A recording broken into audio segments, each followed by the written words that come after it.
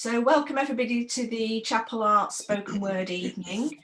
Tonight we've got Mark Henderson reading the winning story from last year's competition that was announced. The winner was announced in February this year, and the winner was Harriet Mummery.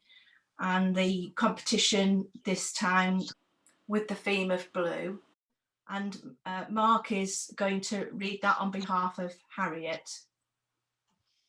Yeah, thanks, Simone. Yeah, the title this year was actually Blue, and do anything you like with that word. And what Harriet did with it was really quite spectacularly entertaining. Harriet Mummery's Blue. Beep, beep, beep. Reaching out to stop the alarm in the half light, she was aware that her outstretched hand looked odd. She turned on the bedside light. Blue. Why was her hand blue? And her arm? They hadn't been blue last night, but the bathroom mirror revealed more. Blue face, blue neck, presumably, yes, all the rest too, and blue hair. Good grief, what was going on? Should she phone the doctor? She felt well enough with no other symptoms, just a very great deal of blue. Could it be something to do with blueberries? Well, she hadn't eaten that many, but just look at blueberry jam. That's extremely blue, isn't it? Should she go to work or throw a sickie? It might be contagious. What if she turned everyone else blue? A strategic work from home day, perhaps? Sit it out for a day and see what happened. Phone round, cancel a few things, make some excuses. Tomorrow would be another day. Who knew? It might have sorted itself out by then. A quick scrub with a sponge to see if it would fade. It wouldn't. After breakfast, porridge, but no blueberries, she felt a bit more relaxed and got down to work. They'd been very understanding when she told them she wouldn't be coming in today. Feeling a bit off colour. So, after an hour or so at the keyboard, trying not to look at her hands, she was just putting it to the back of her mind when the postman tapped at the door and gestured to her with a letter to be signed for. Makeup, she explained. I've been trying something out for a thing I'm doing with the Drama Society. Oh, looks pretty realistic, that. Should be good. What's the play? It's called Feeling Blue. It's only a small role, but it's important to get into it. Oh, break a leg then. And it suits you. By lunchtime, she was feeling peckish. A bowl of soup would do the trick, and some of that nice bread. But on close inspection, the end of the loaf had spots of blue. So she'd wrap up and run to the shop. Could she get away with it? Fortunately, on a chilly day, the big hooded coat and gloves didn't look too out of place, and for once the face mask was a blessing. The sun was out and the sky was blue, so the sunglasses were justifiable and might just be a distraction. Pretty quiet in the village, and nobody in the shop gave her a second glance. She gathered together a few things and took the basket to the checkout. Liz was talking into her phone and scanned the shopping without looking up.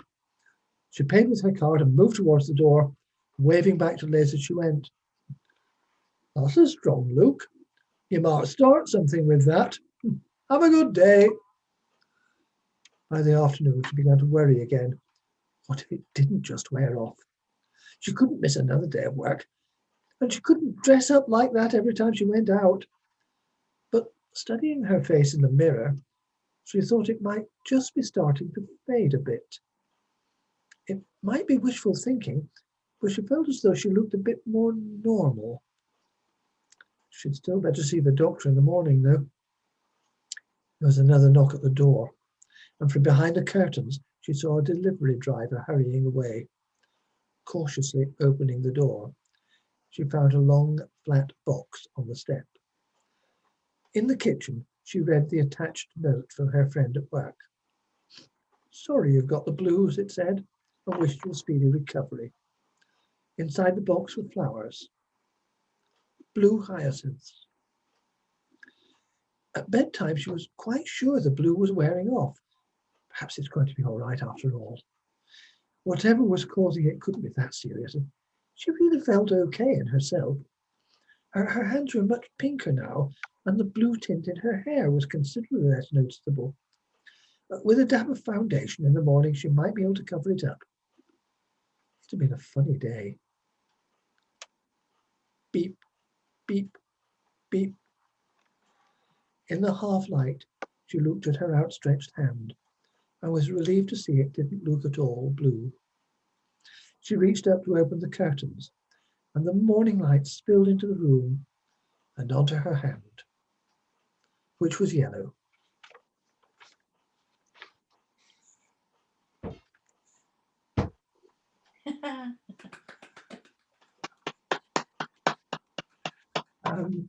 Yeah, it was very imaginative, I thought, and what a lovely punchline. You're never going to believe this. I had a very similar story in my head, and I wish now, in fact, instead of going on the bike ride, and it's not that I had this, it's not the story from like today, because I'm thinking obviously we've got this coming. This was when you announced your competition. A few weeks later, I was on a walk. Actually, we've been near there today, Eccles Pike, on the bike ride, and I was thinking, obviously mulling it over on this walk, and I was thinking, oh, what about somebody waking up blue after the COVID injection, because it was just as they had started in January. Yes, yes. And I was going to have some twin sisters, some old dears ringing each other up, and some twin sisters and saying, "Oh, seem to have gone blue, dear." And I thought, no. We'll give it approximate cause, yes. Don't be scared. What Harriet did, giving no cause whatsoever, it just happened. It's really quite entertaining. Anyway, so it goes. A nice little story. Yeah. Very good. A good one would be if you had the injection and then a few weeks later you started getting younger. That would be positive. That would be a positive COVID thing, inoculation, vaccine. Well, in a sense, Beach, people like me who are approaching second childhood, I suppose it's happening anyway.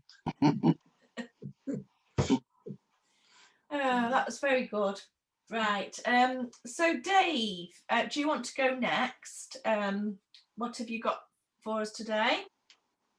So this is a page from my diary, and I've titled my write-up as "My Dalliance with Cosmos." Right. It is well over a year that we have been in a state of lockdown. There is little alternative to idling time in front of the television. For me, watching CNN and Netflix is a part of my daily routine. The number of films and documentaries I've watched on the Netflix. And quite predictably, I have now reached a saturation. The social movies are not having any impact on me. It is becoming increasingly difficult to engage emotionally with any character that is made in another person's imagination. Documentaries, though, still continue to make me think and reflect, but only to a variable degree. With Trump now gone and Trump bashing no longer a lure, my avidity for CNN is also on the wane. Needless to say that nothing can match the sheer nonsense of Trump mania. Biden is poor in terms of media pull, and indeed too predictable. So what does that leave me with? The other day, while doing a cursory surf on the iPlayer, I came across the BBC's Sky at Night series, something I've watched with deep interest in the past. And once again, it got rekindled.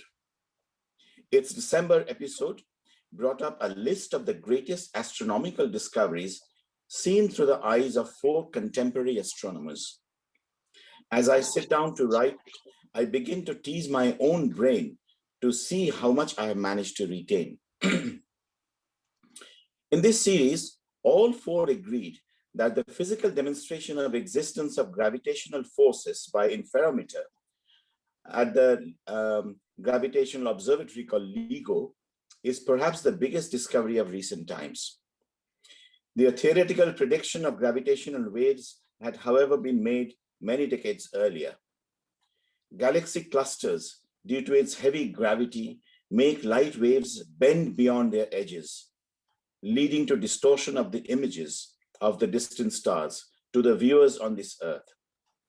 In recent times, this has been captured with all its details by the Hubble telescope. At LIGA, since its first recording, dozens more of similar vibrations have been captured. Scientists are now, in fact, on their way to improve on the technology in a bid to capture the most mighty and the tsunami-sized wavefronts. This will open another tier of observable parameter to the existing spectrum of electromagnetic wave. Given its potential application to the other areas of science, the inventor was awarded a Nobel Prize almost within the same year. Another big milestone is a better theoretical understanding of dark energy and dark matter. The former is an anti-gravity force that is driving the universe to expand outwards at a super fast rate. At present, the size of the observable universe stands at 93 billion light years across. But with every passing second, that expanse is getting more and more stretched. Dark matter, on the other hand, is the invisible matter that imparts excess weight to the galaxies, which would partially explain why galaxies of similar size spin at different rates. Together, dark matter and dark energy constitute more than 90% of the estimated matter of this universe. In the late 90s, Kepler telescope was launched to look at the exoplanets, and so far more than 4,000 have been identified. Only a few of them fall into the category of those that orbit around dwarf stars only at a safe distance, also called Goldilocks distance, that would allow water to remain in more than one form. Most scientists agree that this is the minimum that would allow life to exist in its basic form. One of these stars, in fact, has 7 equal sized planets, all within a habitable zone. Now, enough of my showing off of how much I know of cosmology. What I have said so far is simply parroting of some of the headlines written for lay people like me. The real expertise lies in understanding the complex equations of physics and mathematics and the realms of engineering and computer science. Delving into any of these areas will require years of training at a university or serious research through PhD programs, and hence is unlikely to be within the grasp of common people. Since retiring, I have been trying to get into the world of stargazing. As a start, I made several visits to the Manchester Astronomical Society. The department houses probably the oldest telescope in this country. The society is still self-funded, and is desperately looking for new members. But the building, unfortunately, is on the demolition list. I was struck by the sheer size, precision engineering, and the maneuverability of the mammoth machinery. If this was built 100 years ago, I wonder what the modern telescopes on the Atacama Desert would look like. A visit to one of these places will always be on my list of unfulfilled dreams. Later, I managed to pay a casual visit to a private observatory atop a hill in Rochdale. Getting the first glimpse of the Jupiter with 3 of its moons in a line was a great experience which I will never forget. Stargazing, much as would seem straightforward, is not easy by any stretch, as my recent sojourns have taught me. To make even a start, one needs to have a basic skill set. My knowledge in physics, mathematics is far too basic, nor do I have any special aptitude for engineering and computer science. That leaves me with very little alternative but to be a lay spectator for the popular science programs on BBC or YouTube, and I have now resigned myself to it. As a mitigation, I keep asking myself, what could I be missing by not being a first-hand observer through a telescope? I think I found the answer. After all, life at a basic level is only a bundle of experience, and it does not really matter which way the experience is acquired, as long as registration, retention, and recall have all been achieved. This is true for all activities, stretching for banalities like eating out, shopping, to the more esoteric activities like stargazing. All journeys, regardless of physicality or complexity, are essentially undertaken inside one's head, and accompanying footsteps are only surrogate adjuncts. My journey, inactive and passive though it may seem, nonetheless, is at least environmentally friendly, leaves the least amount of carbon footprints, and yet is just as fulfilling. Virtual experience, in all probability, will be a way forward forced upon us by this pandemic, and I, for one, will be proud of my environmental credentials. As regards the experience of stargazing, if I can float in my mind aimlessly through the vast stretches of this cosmos to the endless limits of my imagination, and without having to part with my home comforts, what can be better? I think for the present, I'm at peace with myself. In that spirit, I eagerly await telecast of the new series of The Sky by Night on BBC One, beginning from April. It is going to be yet another chapter of my dalliances with cosmos.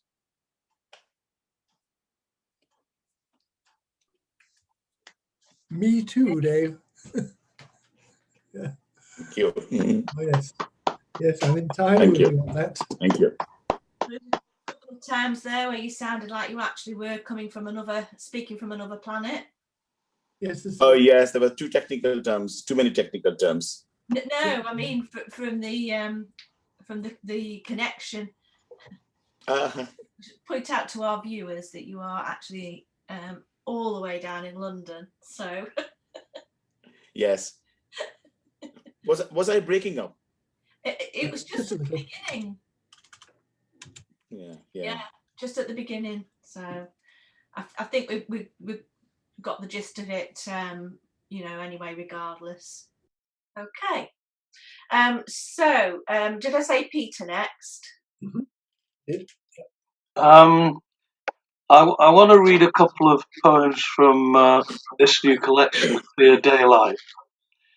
At least half the poems for this particular poetry book competition have to be about nature and our relationship with the natural world. So I'll do one of those and then an extract from a second poem. The Clear Daylight, by the way, is a quotation from an Irish traditional song, and it's the time between when it gets light enough to see clearly and then when the sun comes up and sort of blinds you to everything else. The first poem is about me, aged 4 or 5, and my first sort of love of where I gained my first love of bird watching and so on. It's called The Early Bird, and it's dedicated to the song thrush. The numbers of song thrushes have more than halved in the last couple of decades, and they're quite scarce in many areas now. The only other thing you need to know is that a song thrush is the only bird that builds its nest inside out in a way. So the inside is actually mud, like a plaster, like wattle and daub with the daub on the inside. Every other bird even if they make mud nests, they line them. The song thrush does the opposite, so it's sort of just mud, smooth mud inside. The other thing is, my great-grandfather had Apparently, he must have died First World War just after, but he had a big collection, a sort of scientific collection of birds' eggs, which people in those days actually did. You know. Anyway, it's called The Early Bird. I'm 5, airlifted by my dad waist high to peer into a privet hedge against the Sunday morning light. From what's revealed, I'm drawn for life. A throstle's nest, he smiles, song thrush, I saw the hen just now, recalls dry husks collected by his grandfather, date labels all pre-First World War, spent shells preserved on cotton wool in shallow drawers. He sits me shoulder top to gaze inside a perfect hemisphere of mud as smooth as melted chocolate, straw and wattle lime. And as a centerpiece, 5 Easter eggs reflecting festive, flawless sky adorned by negatives of stars light years behind.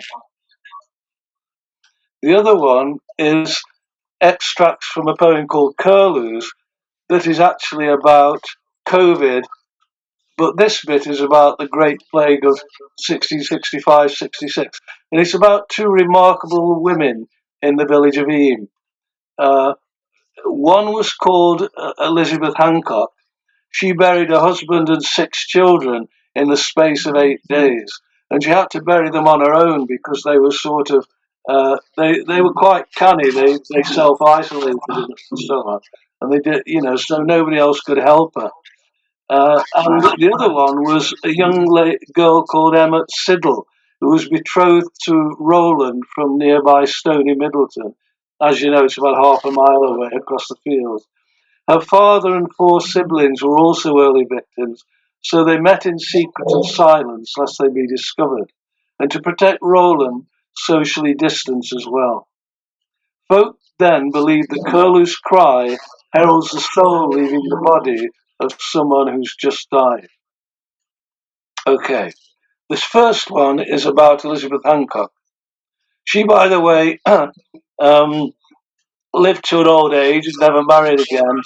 And also Roland, the survivor from the other relationship, he lived to an old age and never got married at all. This is about Elizabeth. This path's the pilgrim way to Riley's field, the shrine revealed, 6 headstones and a tomb, bound by a sanctuary of lime dry wall. Place where she hauls the corpses of her dead husband, 6 kids, all gone within 8 days, to bury them in shallow graves alone. There is no more that can be done until the pestilence has passed, that much she knows.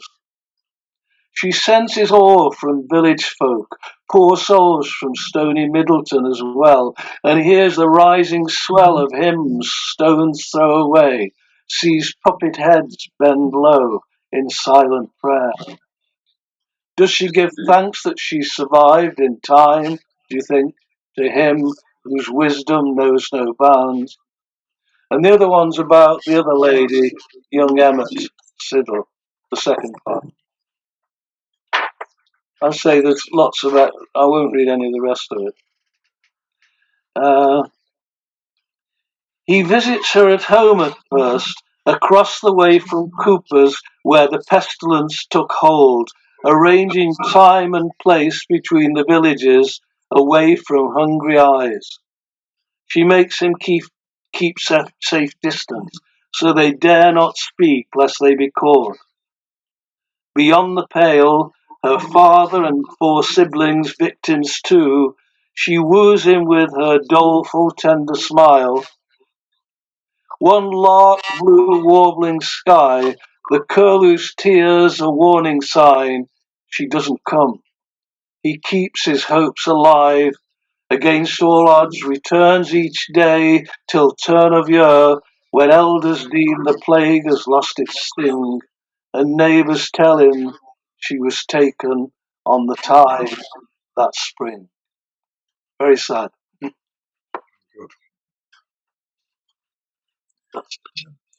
Thanks, Pete. That's really good.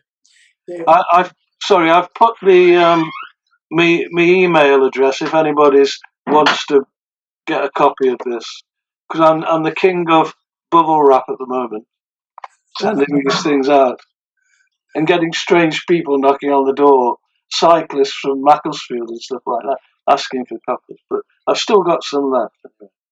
Oh, I know. We've had cyclists knocking on my door for my book. It's that was lovely to listen to. They you've seen the Plague Window in church, have you? Yeah. Where, you know, among other things, you have the picture of Emmett and Roland across the Dell. But every year now in Eam, they have one of their outdoor services in Cutler's Dell, which is where, of course, they had to go when the church was closed because of the epidemic. And one year I went, and there was a 5-year-old girl there with her mother, and she kept interrupting the service. Mummy, who's that lady with that long dress? And there was no sign of a lady with a long dress, but the child could see her. It was whispered, and I just happened to very close by. Yes, it was one of those sort of, the hair go up in the neck a little. Yeah. Yeah. Your lovely poem about seeing the thrush's nest as a child. I'm sorry to mess recording up, but my wife came in and put me off halfway through. That's why I started mumbling and stumbling. The poem came over perfectly well, Pete. I was rather reminded of John Clare's poem about the thrush's nest. It has similar sentiment, although you've seen it through the child's eye, which is different. Okay, so now we've got Tony's. Excuse me. I think the first thing I should say, after the Lord Mayor's show comes my stuff, because I've been impressed by the short story. I thought that was absolutely brilliant. And Dave is so focused in what he does. And Pete writes poetry. And I don't know what I write, but I've got 2 small poems here which are on the same theme as Pete's, but you can make the comparison between the mundane and that bit a little bit more special. The first one is called Renewal. Winter has been both cold and hard, and snow has turned from white to grey. But from within the frozen earth, the early shoots are on their way. The sun, which has daily displayed a weak and lifeless pallid hue, now has some colour in its cheeks, and rays of warmth force their way through. Soon trees will wear their summer coats of bright and vibrant shades of green, and every grass and flower and shrub will joyously adorn the scene. New life in all its glorious shapes inevitably will soon arrive, and every plant and fowl and beast begin its journey to survive. Nature is not soft or kind, and many New Year young will die, but many, many more will live to walk the earth and sail outside. Hope will come and hope will fade, and hope will be reborn anew. But always our world carries on, with wonders innumerable to view. Man wastes much and spoils much more, but still seasons come and go, and the cycle of death and rebirth will repeat with ebb and flow. So when dark times next arrive, and hoarfrost scrapes every fence and gate, remember that spring always follows on. It is our sure predestined fate. Like I've said, not a patch on what you've heard before, but that's all I can do. And the other one, which again is a very different version of what a very different version of what Pete said about Ian. This one is called A Plague at Ian, but it's probably not really about that at all. I watched you lying in our bed, eyes closed in deepest, deepest sleep. Then from your lips there came a moan, and silently I watched you weep. With panic growing in my heart, I moved to kiss away a tear. But you awoke with such a start, it caused my very soul to fear. Why do you cry? Said I in dread. I am here to save you from all harm. The look you gave me chilled my hopes and filled me with ice cold alarm. I dreamt of us, you said to me, and we were lovers, hand in hand. Spring flowers bloomed and songbirds sang an anthem to our promised land. Milk and honey overflowed, but there was blood within the cream. Though wild roses perfumed the air, there was still a plague at Eam. Contagion took a stranglehold, causing all in its path to die. Love diseased and black and fell. Nothing was left for you and I. I tried to exorcise that dream, but it was far too strong to fight. And next morning I found you gone, turning my days to endless night. I have no flowers, no songbirds sing, they're holding more blood in the cream. No nosegays mask the stench of death, and there is still a plague at Eve. Nice cheery little one.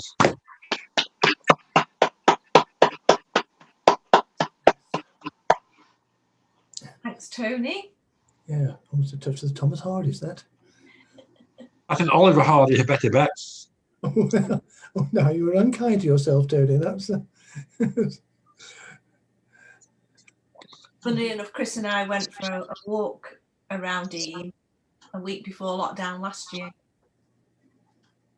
So I'm not sure if we, you know, those graves you spoke about, Peter. the Riley graves. Yeah. Are they just sort of in a field? Yeah. Yeah. We walked past them.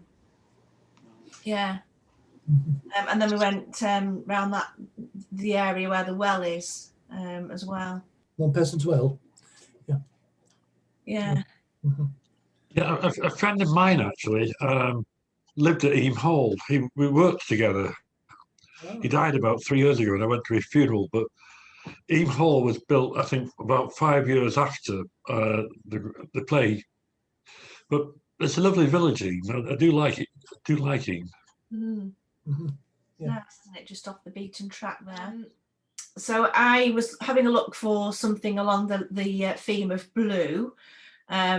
The only thing I could find that I'd written was my nativity story about blue cheese, baby cheeses, that Mark got to read a couple of months back. So I'm going down the line of a poem, and this is by Emily Bronte, and it's The Bluebell. The bluebell is the sweetest flower that waves in summer air. It blossoms have the mightiest power to soothe my spirit's care. There is a spell in purple heath, too wildly, sadly dear. The violet has a fragrant breath, but fragrance will not cheer. The trees are bare, the sun is cold, and seldom seen. The heavens have lost their zone of gold, the earth its robe of green. And ice upon the glancing stream has cast its sombre shade, and distant hills and valleys seem in frozen mist arrayed. The bluebell cannot charm me now, the heath has lost its bloom. The violets in the glen below, they yield no sweet perfume. But though I mourn the heather bell, 'tis better far away. I know how fast my tears would swell to see it smile today. And that wood flower that hides so shy beneath the mossy stone, its balmy scent and dewy eye, 'tis not for them I moan. It is the slight and stately stem, the blossoms silvery blue, the buds hid like a sapphire gem in sheaths of emerald hue. 'Tis these that breathe upon my heart a calm and softening spell, that if makes the teardrops start, has power to soothe as well.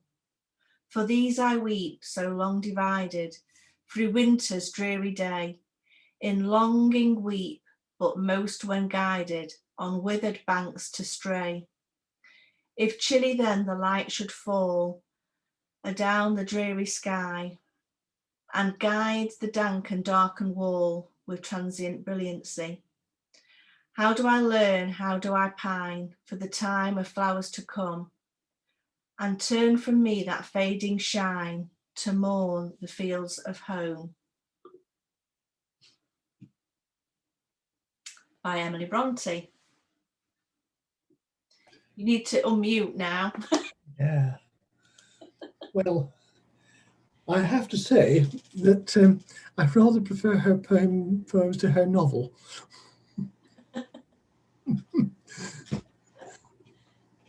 Yeah, I just really late. I just googled I think poems about blue or something like that this afternoon, and that came up. Yes, it's a cracking little poem. It's got some lovely lines in it, hasn't it? Yeah, I'm not sure about the. I never double checked that it was 100% accurate, because we have got a line there that just doesn't rhyme with anything else. But anyway, mustn't make. So I'm getting confused. I'm very old. Was blue the theme of the story Yes. competition this year? Yes, yeah, but not. I didn't make it a theme for tonight, Tony. It was just me thinking, trying to. Otherwise, I could have played sort of Neil Diamond's song "Sung Blue" or Venus in Blue Jeans, or Yeah, funnily enough, that was what went through my head before, and just as I was coming up after tea, Chris has asked our friend Alexa to play 70s songs, and Neil Diamond came on.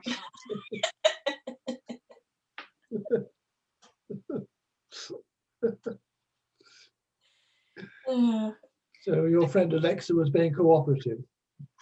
Yes, well, she's okay.